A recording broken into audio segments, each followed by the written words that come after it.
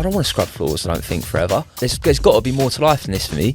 And I thought, right, that's it. I'm going to run home from Asia. That took 66 days and I ran 71 marathons. Mate, that is fucking absolutely wild. When I ran Africa, got myself into like multiple life-threatening situations. You know, we was held at gunpoint and I was held hostage in the jungle in Congo, and I had to do everything, travel the world to realise everything I ever wanted was actually at home already for me.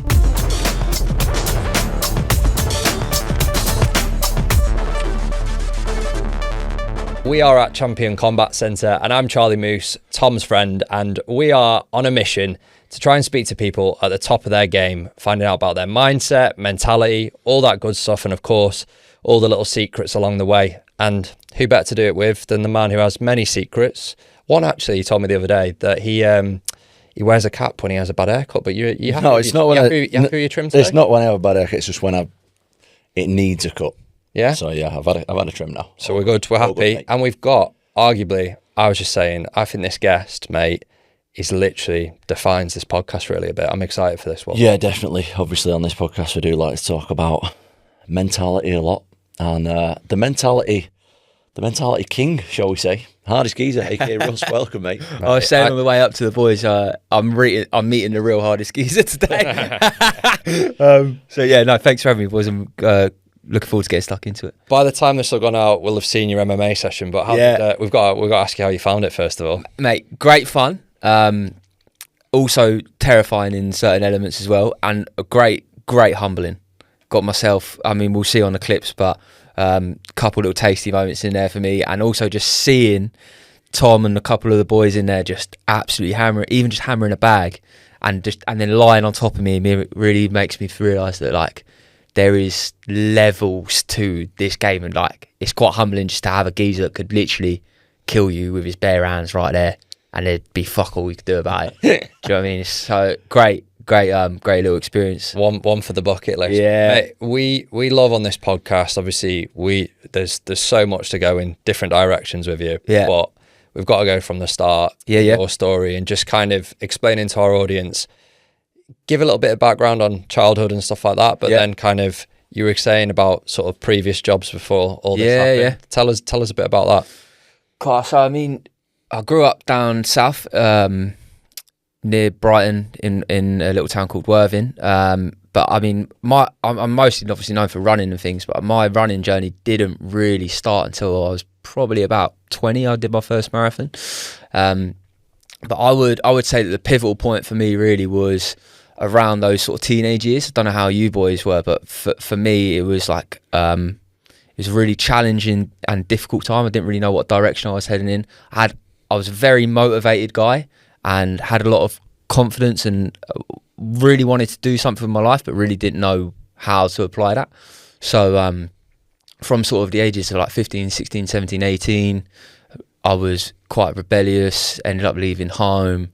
I was working like 5 different jobs at one point, paying for the cheapest flat I could afford in Worthing. And, you know, I found out the tough way in how hard life can be, especially at that age. And I always remember, actually, it was the one specific moment I remember was coming home at about 11 o'clock after working all day and opening up my kitchen cupboards and seeing a tin of new potatoes from Lidl. And that was all I had left for dinner because I had no money left. And I remember in that moment thinking like this overwhelming sense of like kind of like helplessness. Like I really just, I feel like my life sucks and I don't know what to do about it. So then over the next years, I kind of went on a bit of a journey and, you know, I ended up doing all kinds of silly things now, like running Length Africa and ran home from Asia and ran New Zealand and taking on loads of little running challenges all the time. So it's been a journey, mate. But yeah, I think it started for me around that kind of those formative years in teenager. What were you like, Tom, as a teenager? I don't know. I think I was always like pretty introverted and stuff growing up. Well, yeah. I think the MMA was like a pretty decent way of like solidifying my position of where I want to be in life. Do you know what I mean? Yeah. Like, that's how I express myself. I feel like through MMA, that's why I felt like this is the way I'm gonna make my way in life. When you say you were motivated though, if that was before like your running stuff, like what were you motivated to do? Just like get money and get by? Yeah, I mean, I remember watching like Wolf of Wall Street when I was probably like 14 or something like this, and thinking like, yeah, I want to make the money, I want to do this, I want to do the lifestyle. I've always been like high conviction, high agency. Like I want to do. I've just had that in me. Wanted to make something of my life. I think the trouble is when I was younger is that I didn't have the wisdom or experience or even the humility to listen to people around me to know how to apply that. Right. I just was, I would see the shiny little carrot of something like a Wolf of Wall Street and thought, oh, that looks like a great life. Let's try and do that. Went into sales when I was like 18, trying to do this and that. And I think almost for someone like me, I had to kind of fall on my face a little bit first to really get that humbling. And that's what I was saying in the gym earlier. It's like that fighting, that even training MMA, so I can really, because you're getting humbled all the time. I think I would have got that if I was training MMA, but running was for me the sort of the pursuit that ended up giving me that humbling, made me realise that there is so many points where you will give up and you will quit if it gets tough enough. So yeah, for me, I had to fuck around to find out, and that's kind of been my life story from there. Is just fuck around, find out, get humbled, go again, learn. What was that moment though? You obviously say about the new potato sort of analogy. Yeah. What was the moment though when you're 20, you've done the sales job? Sounds like is there? Obviously, Tom's had a lot of direction as well. That's fair to say, isn't it? Yeah, definitely. Like he's had that sort of father figure with him. Yeah. Family around. Oh, mate, your dad seems absolutely weird. Yeah, he's a legend. Yeah. To have that, he's always had that thing. So how do we get to, before we get onto the running, and there'll be so many stories too that want to hear, but where's that moment where you're like, right, okay, was it because you loved running and you were like, right, I'm going to go for it? What was the moment where it sort of changed? So I talk about that moment when I was opening up my kitchen cupboard to do the tin of new potatoes, and honestly, it was still another 2 or 3 years at least from then of I do all the easy things first, right? So like, there was no running involved because that's actually difficult. I'd actually have to put work in for that. So I did all the easy things: drinking, gambling, partying, all of the nonsense. So I would do all of that, and then eventually I got to a few years doing that and realizing that this actually is leading me nowhere. It's a shallow swimming pool, this one. And that sort of culminated in, I was in Arch, which is a nightclub in Brighton on the seafront at about 3 o'clock in the morning. Everyone's jaws are swinging around all over the place, off a nut. And I was like looking around going, oh, what am I actually doing with my life here? Because I'm not delivering on the promise that I wanted to do something with my life. I'm wasting it around now. So I still didn't know what to do though. So I ran home just because it was the only option, just the last thing for me to do. How far was home at that? About 11 miles. Ran home. Had you ever done this before? No. Nah, right. First time. Ran home, slept on the pavements on the way back. So I was unfit, I couldn't hack it. And then from then, it was actually a mate that reached out to me and said, I reckon you should sign up to this Brighton half marathon with me. And then I did the Brighton half and then the Brighton full marathon. And it was just a process of actually training for something and having a goal that was really, really challenging for me, especially at the time. Like a super hard goal for me to achieve was to run a marathon. But it was also just enough insight that I could, if I laid down the foundations and I went and did the things that I said I would do and I went and put the training in, I could do it. And for me, that was a huge turning point, because finishing and actually completing that marathon was at that point the hardest thing I'd ever done in my life by far. But it showed me that I was capable if I applied myself in proper ways. And it taught me that things like discipline and showing up for yourself and just going out there on the cold, rainy days and doing it anyway, that will actually get me places if I continue to do that. So that was what ended up setting me up on this path. And that marathon finishing, it gave me the confidence to go, if I can do the marathon, I can aim a bit higher next time. I can go faster next time. I can do more marathons. I can do this. And that kind of became like a positive spiral for me. So it sounded like a small thing at the time, sign up for a race, but it ended up being the seeds that really changed everything for me, really. So what kind of jobs did you do? Like before, I know you said about the sales and stuff. What else did you do? Yeah. Oh mate, I've done so many. I started out doing a lot of cleaning jobs. Cleaned Waitrose toilets at 4:30 in the morning back in the day was one of my first jobs. Horrible gig that. Minimum wage. I did trolleys, so I'm not. Yeah, you was mate. You was the top boy there. You were on the trolleys. I was down there in the bogs, mate, just scrubbing away.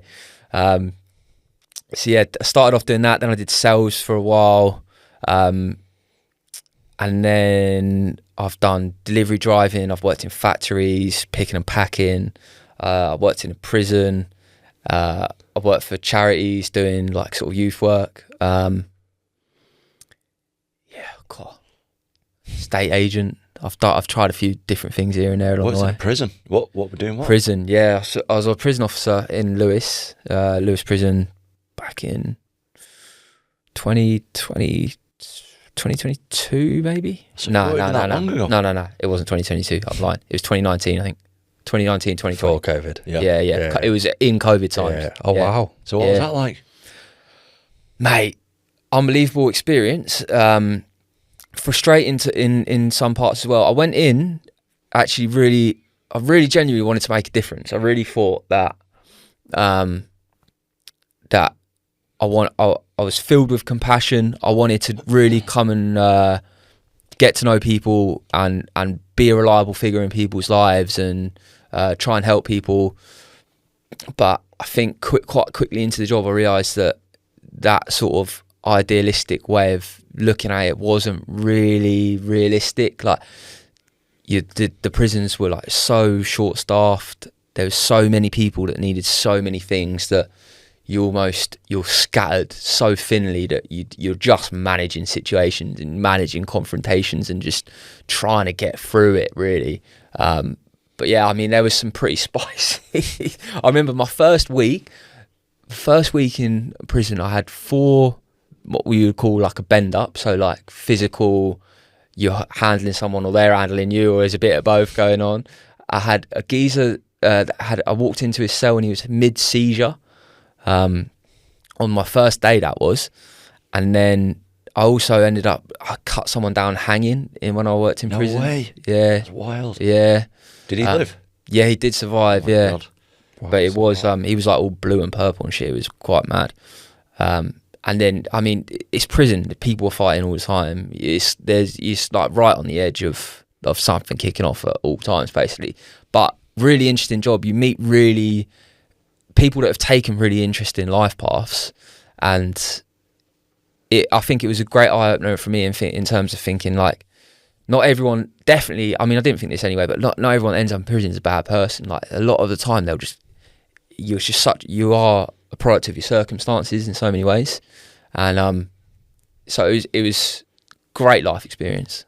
Yeah, I think you'd be handy in a prison, mate. I wouldn't fancy it. My mate was in prison for a long time. He still is in prison.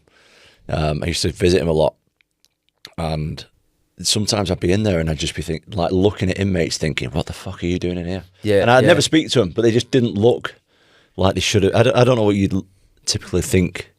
Well, you do typically think people would be a bit more fuggy, like loud and outlandish and kind of erratic or a little scatty. And you do have them types in there, definitely. But you do also get your buttoned up, suited geezer that committed a mad tax fraud or some shit, or that looks totally normal but actually was like the biggest psychopath you've ever seen in your life. How old were you at this point? 22, I think. So there's a lot of life experience. Listening to everything, you've gone through a lot of life experience at that point. Yeah. I tried to cram as much in as possible, man. Yeah, I mean, I've always kind of been motivated with a lot of my life decisions have been like, what kind of life experience will this give me? Yeah. And I've tried to get about as many places as I can. So with the jobs, and then obviously we've started running, we're going on the marathon sort of journey. Yeah. Where's the head at this point? Because obviously it's hard to maintain that life balance as well of dedicating your time to running and then Is the Africa idea starting to sort of tick away in your head? Where does that start to cement? How it goes is I've done my first marathon. This would have been about 2017-ish. And I'd really, like a duck to water, I'd really got into my running straight away. So as soon as I'd done one marathon, I was on to the next marathon. And, you know, I was talking about that sort of like that wave I was riding of sort of like self-belief and confidence, motivation. That started affecting all different areas of my life. So I was doing my cleaning jobs at the time then, I think, and I started looking at the cleaning jobs going like, I don't want to scrub floors, I don't think, forever. Like there's got to be more to life than this for me. So I thought, right, I think I'd managed to save up sort of like 3 or 4 grand, which is the most I'd ever saved up. And again, because of the running, it gave me that kind of discipline to sort of start thinking about the future. So I saved up a little bit of money and I thought, right, I'm going to just buy one-way plane tickets around the world and just go and see. I want to be inspired. I want to meet the people. I want to take the journey. So I started doing that. And I had heard about this place in Kenya called E10, which was like the running Mecca. You know, like all them Kenyan boys that are absolutely rapid. Yeah, like all of them that are out there just having it every day. I thought, right, I've got to go there and just see what's happening. So I did. Got a flight, took a 10-hour bus across the country, ended up in this place, and then I stayed there for a while, really got into the running even more, ended up meeting an Italian guy in Kenya who had been cycling around the world. He had a bike and a pannier bag, and he had all his belongings in his pannier bag, and he's just cruising around, just camping place to place all over Africa, all over the world for 6 years. And I'd never met anyone that had done anything like that. You know, I grew up in Worthing, it was like everyone was like, you know, a Sparky or like, you know, went to university or they were doing whatever. And the more I spoke to this guy, the more I was just like totally inspired. I was like, this is sick. Like, such a cool way to live. It showed me that you really don't need all of the things that you think you need. You think you need a house, the car, this, you know, and he just had a bike and a bag full of stuff. And I thought, right, that's it. I'm gonna run home from Asia. And I packed a bag, I put a hammock in it, and a power bank to charge my phone, a toothbrush, a bar of soap, one change of clothes. Literally there and then? Pretty much. I'd run out of money again, and I'd worked out I needed to save a little bit more money, so I went and flew to a few more places and then got a quick job in Australia, saved up some dough, and then I flew to Asia, and then I ran home from Istanbul. So that took 66 days, and I ran 71 marathons, and I literally started in Istanbul, and I'd run a marathon. I'd just look up Google Maps. I'd run a marathon for the day, and then wherever I was, I'd just look around, see, right, where can I sleep here? Most of the time, it'd be in like some forest, some trees. I'd find some trees, sling my hammock up, get a few hours kip, just go again, and then stop at petrol stations a lot on the way. Mate, that is fucking absolutely wild. Yeah, it's nonchalant. But like, is family not thinking like, where are you? Yeah, everyone thought I was nuts, obviously, but honestly, at this time, I was still not, like, my relationship with my family wasn't great, really. Okay. So it didn't really take me until probably the last, I mean, I'm 29 now, it probably took me the last sort of 3 years to actually really, I mean, this is kind of what it's happening, really start understanding the value of family. Like, I love my family now, and I think I understand the value of it so much more, but for the longest time, I just didn't care. If I'm being honest, I just didn't care, didn't want to see them, wasn't asked.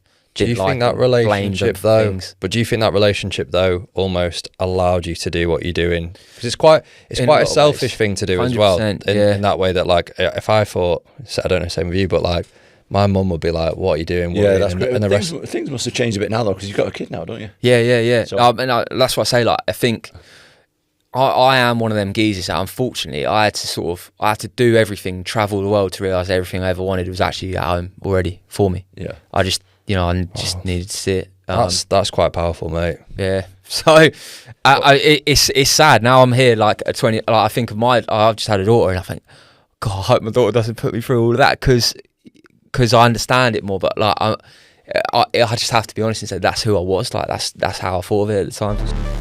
Right, little break in the podcast because we've got to talk about an extremely special prize from our partners at That Prize Guy.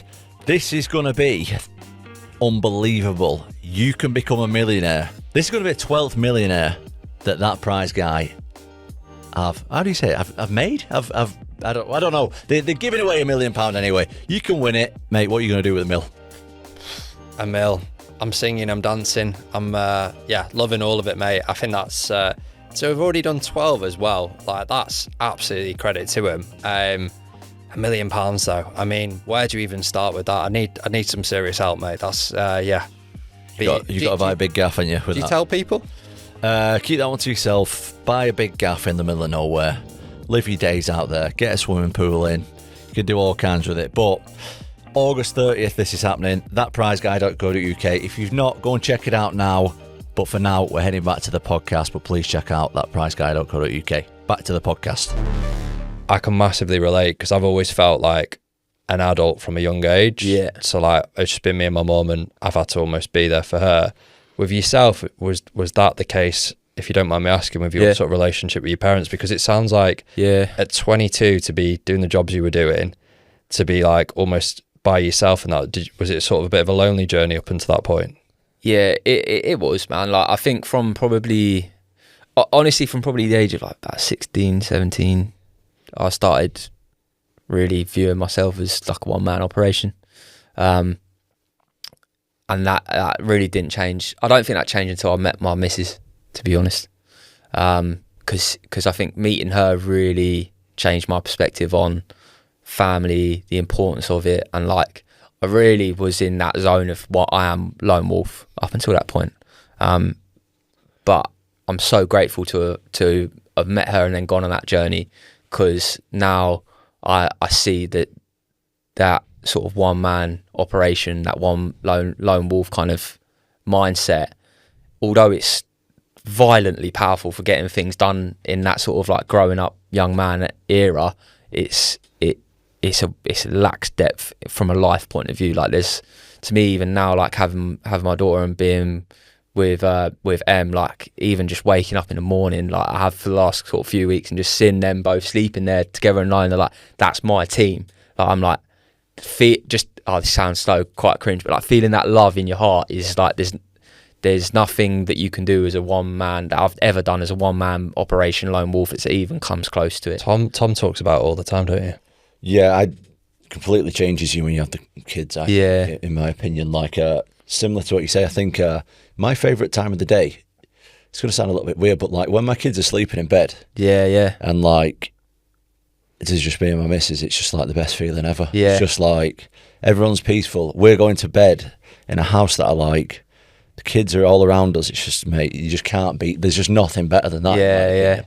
And like all these big experiences that you have, and you know, I've been all over the world fighting, and all these mad experiences that people dream of, and don't get me wrong, it's been amazing, I appreciate it, but nothing compares to that, in my opinion. Yeah, no, I would agree. I'm a month in, not even a month into being a dad, but I would. Oh yeah, you got a month old. Yeah. Oh my goodness. Wow.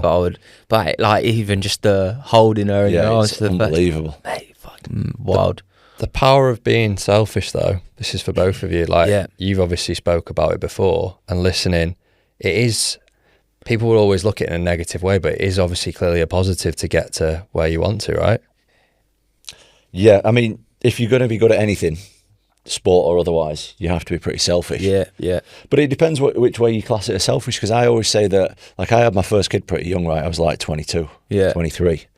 And I don't, like, without him and, like, the family unit, I don't think I would have made where I am now. Yeah. Because I just don't think I would have had the drive. Do you know what I mean? It would have just been like, because before I had the kids and stuff, it was like I was just fighting for me. Yeah. And I don't think that's powerful enough. Yeah, no. To get to where to do the things that I've done, I don't think that's powerful enough. Just me on my own wanting to do a sport. Yeah. But I was more fighting for myself, the kids' future, getting a house, setting the kids up for, like, I was fighting for that more than I was for myself. So I think I was selfish, and like running, MMA, they're individual sports. They're stuff that you do on your own. You don't rely on a team. You don't rely on anybody else. But the reason I did it was selfish in a degree, like to a degree, but also I was doing it for them as well. Yeah. What you did is arguably harder just to pick on, because you've done it by yourself. You've gone and so many challenges, but that you've created an identity and a work and a professional life through it as well. Yeah, I mean, I think it's one of them things where you have different seasons in life, don't you? Like,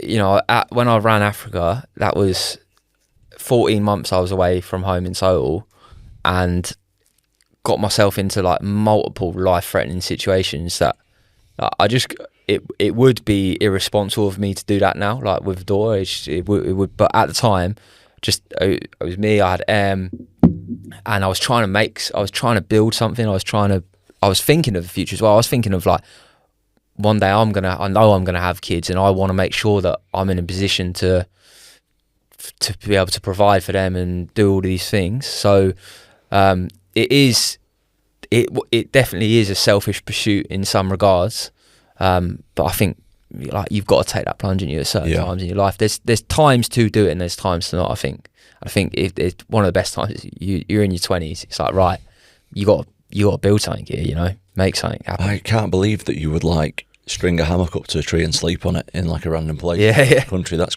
I know, but do you know it's so funny? Because I'm sat here going, when I was on the bag earlier and I'm seeing fucking big boy Tom Aspinall smacking this bag and I'm trying to hold it, I'm like, bruv, I'm not sure how much money you'd have to pay me to just stand here and take these fucking chin. Do you know what I mean? So like, hey, I just don't. I couldn't even do it now. I don't think I could do it now. Do you know what? No, I don't think so. Nah, you could, bro. You definitely could. I feel really unsafe doing that.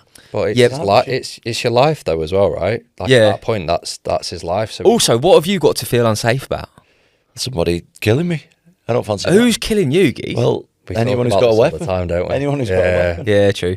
Like, so I've got like, I don't want to like expose myself publicly here, but like I've got a couple of like expensive assets, right? Yeah. Jewelry and otherwise. Most of them have been gifts, to be honest. I've not even bought them. But I've got one thing in particular that's very expensive. That's a watch. And people are always like, oh, who's going to take that off you though? And I'm like, well, anyone who's got a fucking knife, they're having it. I'm not willing to die over I mean, do you know what I always think though? I always put myself in the position of thinking about these people, right? So the first thing I say is there's no need to be scared of the scary man in the woods when you are the scary man in the woods. So just be, if I'm the scary man in the woods putting a hammock up, fuck, I am the guy. I am the scary guy in the woods, right? True.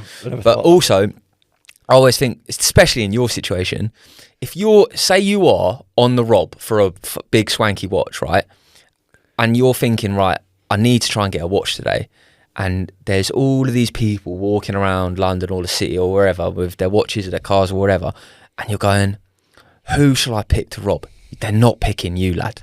Do you know what I mean? No, You never know. The risk to reward ratio. It's like, mate, I'm trying to get the little Weasley guy over here. This feels like we have set up. Like I can just see the BBC News clip now, and then like this being played out. Like, might have to be cut out. This is preempted.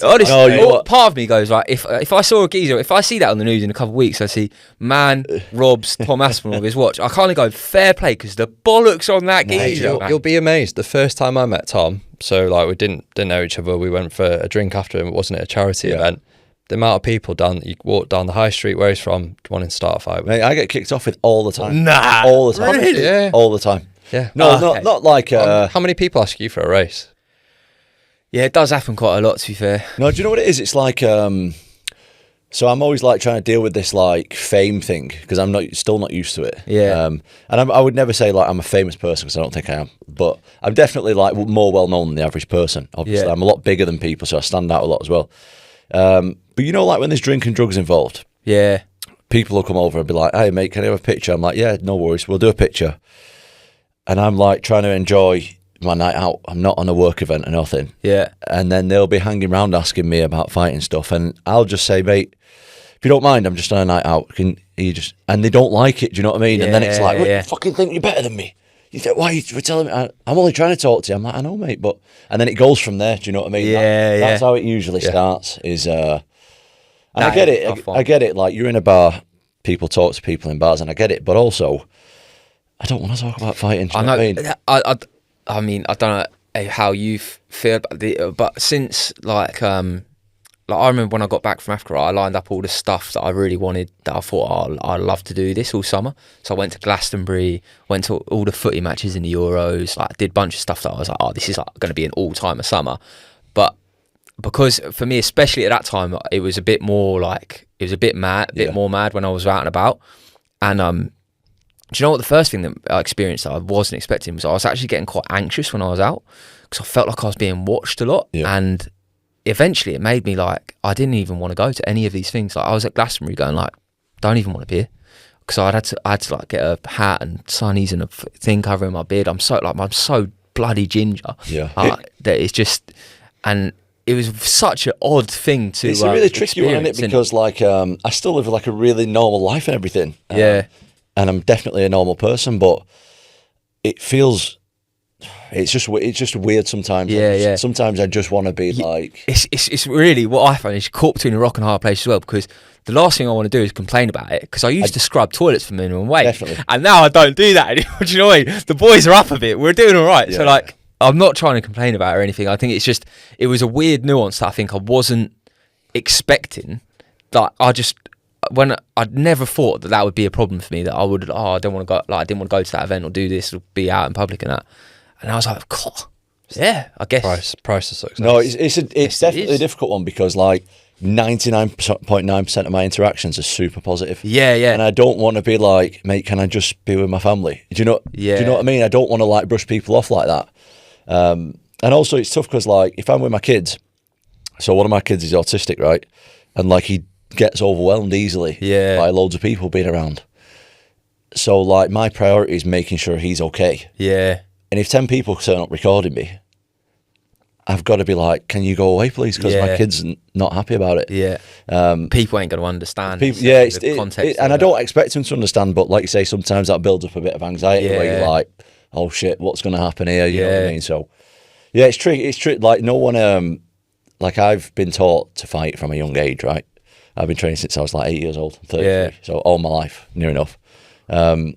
I've been taught how to fight. I know how to fight. I know what it takes to fight. I know what it takes to get punched, get tired, to punch somebody, to win, to lose. I know how to deal with all that. Yeah. I never got taught how to be recognised in public. Yeah. It's still something that I'm like trying to navigate through. Yeah. And as well, just whilst we're on it, I heard there's a little story with Hardest Geezer. Where does that come from, mate? Oh, this is actually more up your alley, to be fair. The name Hardest Geezer, basically me and my boys were just chatting shit. We'd been to a festival in the summer and we were causing a bit of ruckus, and our sort of group became known as the Hardest Geezers, right? And then I think when we came back, it was decided that only one of us could be the actual Hardest Geezer. So me and one of my other boys decided that we were going to do a series of things, and the last one was have a scrap for it.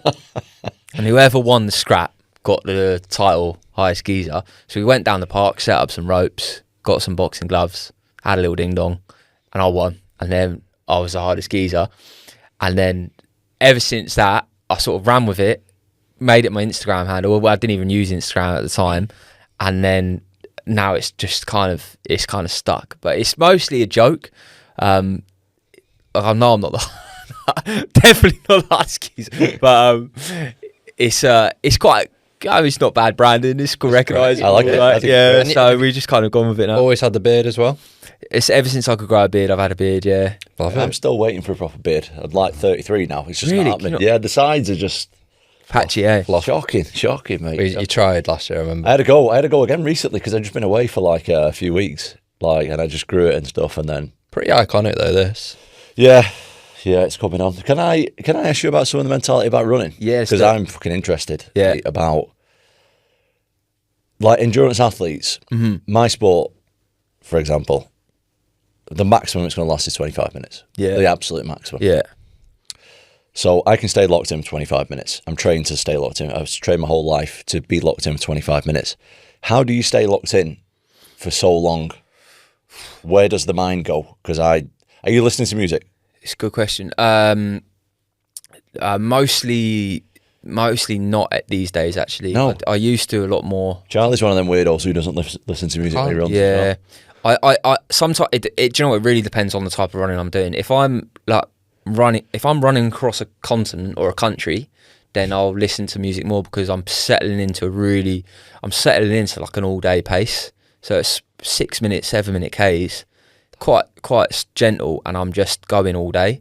So I'll let the music will sort of just let my mind wander, which is what I'm after. But if I'm doing anything intense at all, then I won't have any music. Oh wow. No. I thought it'd be the complete opposite. I thought you'd just like tune off and just be in the sort of area. Nah, and let it go. well, I would say there's different types of running, but the shorter, the sharp, the stuff that you probably do on a track, this kind of any interval work, right? Then all of that kind of stuff is sort of similar to this. You're locked in for 25 minutes.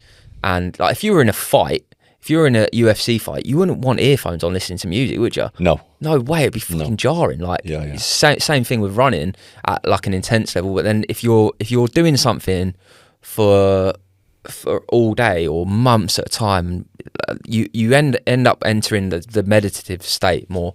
So it's less like you're less focused on the task because you're on autopilot, and it's more about letting your mind sort of float in between these states of whilst having that underlying focus. Don't know if that makes sense. Yeah, it does. No, it does. But it's much more of a meditative thing. Super long distance running is basically just meditation. I want to get us back to that because we sort of went off as we do. We love to do a tangent, but go on. You're in Asia, and just everything you've just said there about being in that head state. So how much do you know about running at that point? Like, are you even thinking about, obviously you've done your marathons. You're like, right, I'm going to try and get back home. Let's keep that story going to obviously Africa and get into that. At that point, right, I'll never have been, even to this day, the most technical runner. Like, you ask me about VO2 maxes, zone 2, this bar, lactic thresholds, blah blah blah. I know a bit about it, but I don't really care for running. For me, is the meditation, is the mental pursuit. So I finished my run home from Asia, hardest thing again at that point that I'd ever done, and I think what I'd realised when I finished it is that like I could do even further, and I could do more. And I loved the experience. I loved meeting. I ran for 11 different countries. I went on my Asia run, slept in people's gardens, met a load of crazy people that inspired me, and I thought, right, like I reckon I'm all right at this, and let's look at how could we take this to the next level. So I just opened up the world map and just have a little gander at it, and I saw Africa, and I thought, God, that would be a mad one, that. And I've started plotting out a route through the Sahara, through the Congolese jungle, and the more I started doing it, the more interested I was in it. But I started quickly realising there's going to be a few stumbling blocks. Like I'm not going to be able to sleep in a hammock in the Sahara Desert because there's no water stops for hundreds of thousands of miles at a time. So I was like, right, I'm going to need a support crew. If I need a support crew, I'm going to need some money. I'm going to need a vehicle. And then, I'm thinking, how am I going to make all that happen? I'm a lad from Worthing. I ain't got a pot to piss in. So, we're born in the age of social media, like we were chatting before the pod even started. It's like that was my vehicle. I was like, right, if I can get it working on socials, if we can garner an audience, then sponsors will pay to be part of that audience, and then I can use that money to fund the project. So that was kind of how I started putting the pieces of the puzzle together. And then from there, it was all about, this is why the Africa run was about 10% about the running, and 40% about the business and the social media and the storytelling. So then I convinced some camera guys that were like quite early on in their careers. I was like, this is the vision. I'm going to be the first person to run the length for Africa. We're going to make $1 million for charity. We're going to make some of the best content the internet's seeing. Like, it's going to be sick. I need you boys to believe in the project, and then once it all starts working out, then we'll get everyone paid up and it's going to be sweet. So I sold the vision to the boys. They were in, they believed in it. I was trying to get sponsors involved, really struggled. Eventually I managed to get an investor to chuck me 50k to get the project going. So I got 50k off this geezer. We'd spent a load of it trying to get it ready, and then I started in South Africa 2023 April the 23rd with about 10 grand left, and I had about 28 days before I ran out of money. So we needed to basically build a business that had a big audience within 28 days. Otherwise, it was game over. Wow. And yeah, we managed to do it, to be fair. So You've told it like that though, but how many times, and you've spoke about it so many times on the podcast, where the visions, it sounds so easy now you're speaking about it, but how many times were you no one believed in it at the time. It's so hard. How many times did you have where you were like, I don't know if I can do this anymore? I was like, I was maximum conviction. I had full belief in it. I I think I had full belief in it because I knew that I could do it. I just absolutely knew that if you get me to that start line of right at the 70th of Africa, I will get to the top. I don't know how, and I know there's going to be a bunch of problems, but I will figure it out. So I think that because I believed in it so strongly, then that was like the key part of getting other people bought in, because they could see how much I believed in it, and they were like, God, maybe this guy will do it. So I only needed a few people in there to go like, right, I reckon he's going to do it. And then it snowballed. And then from then, it's all about just putting in the steps and proving my people right, and proving the people that didn't believe in it wrong, and making it happen. So yeah, I mean, I was maximum conviction. Then it was about, I think it was day 17, I got a DM from Stephen Bartlett who said, love what you're doing, how can I help? And then he was able to link us up with some really good sponsors, and then that was like the major step in getting the project like properly underway. Yeah. Your inner circle at that point, obviously it sounded like it was quite small. Yeah. Did that help you or hinder you in that way? Was there anyone going, look, all right, Russ, what are we doing here? What's going on? Do you know what? Like, we had our problems as a team, but the core thing that got us through all of those problems is that we were all bought in on the mission. Like, people would fall out about X, Y, and Z things, but we all believed. And I would say in business and in life and in teams in general, having people aligned on that North Star is the best way to overcome problems, because I think when you're like, oh, that guy's a dick, or that guy's doing that, and I don't like the way he's doing this, don't like that way, but he's important and I need him, and we're both trying to go to the same place, then all of these things become way less significant. So that's something that I've always tried to do with any team that I'm part with, is that above anything, we're all on this journey together. So we're all on the same team, and it's us versus the problem, not we are problems. Easier said than done sometimes, obviously. Yeah. I mean, how? I don't know. I know you're interviewing me, and you probably don't want to ask you too many questions, but I would love to, because you're obviously, the MMA's become bigger in the last sort of 10, 20 years, but you're on that journey as a youngster. Like, what are those sort of like, for me, when Bartlett's messaging and getting the sponsors, that's like a huge turning point for me, just to make my dream realise that it's possible. What are the sort of big moments happening for you along the way where you're like, God, this MMA stuff might be working for me? Well, when I started MMA, it was way different times than it is now. Like, I started off doing different martial arts, and then like by the time I was kind of 16, I'd compete in everything. Yeah. And then it was just like a natural progression of, right, MMA. Yeah. Everything else, so why not? But I think, to answer the question, it's like, so there's a big, like, I see a lot of people in the gym, even to this day. They'll come in the gym, they'll be absolutely unbelievable. They'll get in a fight, they'll be bang average. Yeah. That happens all the time. That happens more often than not. I was always good in the gym. Yeah. But I was always better in fights. But I didn't know if I could compete under the pressure of, like, being in the UFC, basically. Yeah, UFC's like the big league of MMA. Yeah. And then I started having a couple of UFC fights, and I was winning them like pretty easily. I was like, oh, there's not actually that much of a difference between the UFC and the other stuff. Also, I was fighting in COVID, so there wasn't a crowd, so a lot of the pressure was like taken away.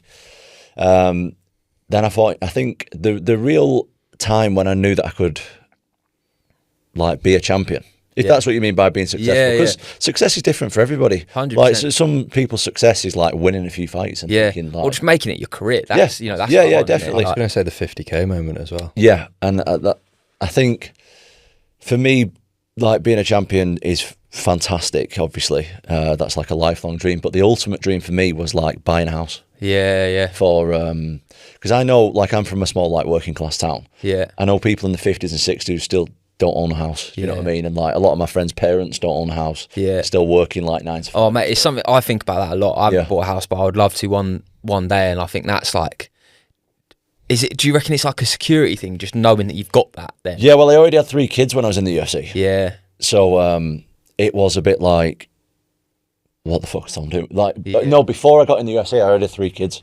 So even if people weren't saying it, I still felt a bit like, what the fuck's Tom doing here? Like, trying to do this MMA thing. He has no money. He's not even looking after his family. Yeah. I felt like I was wearing that a lot. Yeah. And then when I started like picking up wins, and then you get like 50 grand bonuses in the UFC, I got a few bonuses.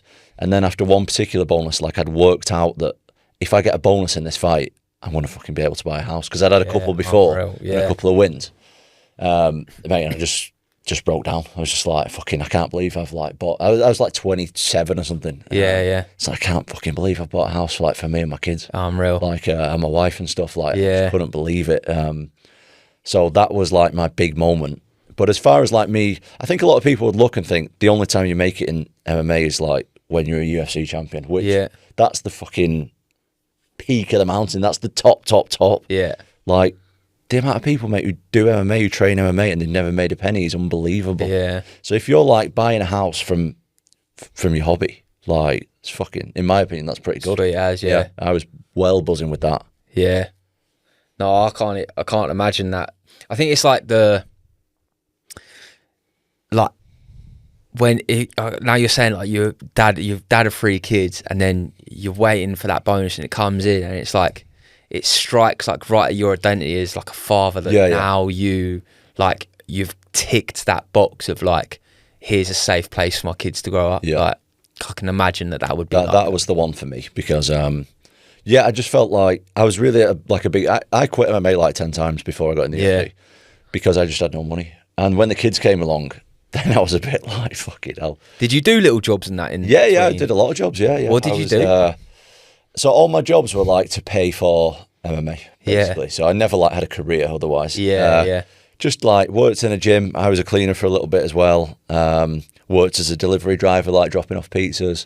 Worked on the doors for a long time as well, which was absolutely shit. It was the worst doorman ever. I was just there for, mate, I remember getting a tenner an hour and thinking I was fucking balling out. Like, fuck, tenner an hour. This is unreal. I get like 60 quid for a night. I'm like, God, it was unbelievable. But it's good times though as well. Like, like money, obviously, it gives you a lot of freedom and stuff. But I was also happy before I had money as well. Yeah, I mean, there's a lot of beauty in the grind, isn't there? I think, like, I struggle to sometimes. I'm like, is there beauty in the grind because I made it out of the grind? Do you know what I mean? Like, would there still be that beauty if I was still in the grind? I'm like, but maybe it's that hope that you'll at some point you will get out of it, no matter how long you've been in it. You know, I think there's something really special though about having like a massive goal and just going after it. I think that's what really kept me sane a lot of the time. Because like I've had big periods off in my career, and I don't think it's the fact that I'm not fighting. I think it's the fact that I've not got a goal. You know what I mean? Because when I'm fighting, that's my everything. That's my whole drive for the day, is I'm doing that. And without that, sometimes having a massive mountains climb is just fun, isn't it? Like, it's just so good. Mate, you've got direction though, in the sense of like, this is where I want to get to within an organisation. Whereas for you, it's mad because you made it into a career, and that's pretty rare. Isn't it? But now also, how do you keep going off that? Like, it's Africa, then it's like whatever you do. Like, such a big. Oh mate, it was like the first few months, probably the first year. I mean, I've finished Africa just over 2 years ago. And I'd say the first year after finishing it was really hard because I was trying to answer all those questions. And it's not like you can kind of do whatever you want. It's not defined like, oh, okay, you ran Africa, now you've got to do this. Now to be the champion, you've got to do X, Y, and Z. It was more like, you know, I'm in between two worlds really, because I'm trying to train like a professional athlete, but I'm also, the money comes in and the actual career is social media. So it's YouTube videos and Instagram stuff. So for me, I'm trying to juggle both of those things. But I think for I'd say about 6 months, I was not interested in running really at all. I couldn't really be asked. I was like, my body's battered. I've just been through the absolute dogs of it, trying to get to the top of Africa. No interest anymore. And I kind of tried to let myself have that time off. But I mean, I don't know if you're like this. Unfortunately, my mind is just fucking wired in a way that I do have to be going for something, and I'm at my best when I am like, if I'm chasing a goal and I've got something that I actually genuinely, and that's I genuinely have to want to do it, then everything else in my life kind of will fall into place. It's that routine, direction, routine, all those, mate. Like routine's massive for me. Even if it's just waking up at the same time every day, like doing my training, just ticking the boxes. So yeah, I mean, now it took me about a year and a half probably, and then I was like, right, I was still only 28, 29 now, and I was like, okay, what do I actually want to go for? And I decided that I was like, I would hate to leave the sport of running not knowing what I was truly capable of, like even from a performance point of view. So I decided that I'm going to try and make Team GB for 24-hour running, and it's a bit of a stretch for me at the moment. I'm quite a way off, but I'm going to hammer it down like I have everything else. I'm just going to hammer it down step by step, and we're going to find out if I was good enough, if I've ever been good enough to do it. That's the goal. We're just going to find out. I don't want that to be a question of maybe I could have, did I have the potential, blah blah blah. No, we're gonna know the answer by the end of my career. It's either gonna be yeah, you was good enough, congratulations, happy days, or no, not that one. When's the end of your career though? To that, whenever my body decides to pack it in. So when you just say that's it. I'll just try, keep going. How much, like, until I stop improving, I guess that'll be the decider. So yeah, I mean, on the way to that, there's so many things to do. The marathon runs, do they coincide with that? I did the marathon runs to try and get faster, make me more efficient at long distance. Now I'm going to be doing like an ultra block, which is super high mileage, less speed, but really building that sort of like musculoskeletal strength in the legs and the endurance. Then I'll start competing at 24-hour races. Then the plan is after that to break some records, some crunchy records. So like, there's a famous run that goes from Land's End to John O'Groats. Don't know if you've ever heard of it, but the record for that at the moment is from a guy called Dan Lawson, bit of a legend of the game. 9 days and 20 hours, did about 150k a day to run the length of the country. So one day I'd love to try and beat that. Same thing going on the US Transcon record. So these are like the biggest records in our sport that I want to try and knock them all down. But mate, it's going to be a journey. We'll see how it goes, you know. The big question I've got to ask you, what do you think is more terrifying, shitting yourself at London Marathon or getting into the cage and facing someone? Shitting yourself is not even that bad. Yeah, that's mate, you were so good with it though. That's quite a common thing though, isn't it? All the time, mate. Everyone knows veteran of shitting myself. Everyone knows who you are though as well. I thought no problemo, mate. I'll just wear that, no prob, yeah. My mate, who I actually want to ask you to do a video for him after. Yeah. So he's a former MMA fighter. He's had cancer twice. Oh, really? Now he's into the ultra marathons. Actually, this weekend he's doing. Don't quote me on this because I don't know the terminology, but he's essentially doing like a last man standing thing. Yeah, backyard ultra. Yeah. He said it's like, I think it's around 6k run. That's a lap. Yeah. You have to do it every hour on the hour, last man standing thing. He's doing that. Is it Friday? I think it's tomorrow he's doing it. Sick. Is it local, is it? He's based in Stevenage, so like North London. But he used to train up here, but he's recently shit himself. Yeah. Oh, mate, I've lost count of the amount of times. You're obviously well known, so I was just thinking for you, it might be like when people are having a chat with you and the rest of you, just crack on. Not even. It wouldn't even faze me being embarrassed about that. It's weird you get embarrassed by different things. I'd shit myself in front of you boys right now. So you just keep going, do you? Do you quick change? So it depends. It depends on the race, and it depends like where you are. Like if it's a full-on explosion and you're early in a race, you've got a few hours to go, then the rub is going to start getting you. Do you know what I mean? The rub's going to start getting you, so you need to try and sort it out. But if you're late on, or if you're going quite slowly, keep it going. You must have had so many things like that though in Africa for your run. Yeah. Come on, what one story that you've not told? Maybe I know you sort of spoke about it. I'll tell you what, there is one that I haven't really told much that's quite good fun actually. Is we was on the border between Guinea and Senegal. For those that don't know, that's sort of like West Africa region, and it was late on into my run. I'm probably about 9 months of running in North Africa at this point, 50k a day for every day, and I'm absolutely cooked. We make it to this border, and we had to deal with some corrupt officials like quite regularly throughout the Africa run. It had become quite normal to us at this point. And at this particular border post, the chief for the entire border post with all the staff there was a geezer that had a T-shirt with a pair of tits on it, and it said nice boobs. He was the top dog. He was in charge. So it's like, imagine rolling up to a police station in the UK. I don't know. Top dog's got a pair of tits on his T-shirt. It's just nice tits.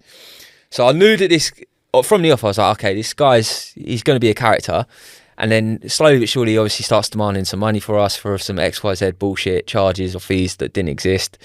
And I was just tired at this point. I was trying to have some fun with the guy, and I said, like, I think he wanted 100 quid. And I think I said to him, I'll give you 7 quid, but I want us to swap. I want your t-shirt, basically. I'll give you mine, but I want your t-shirt.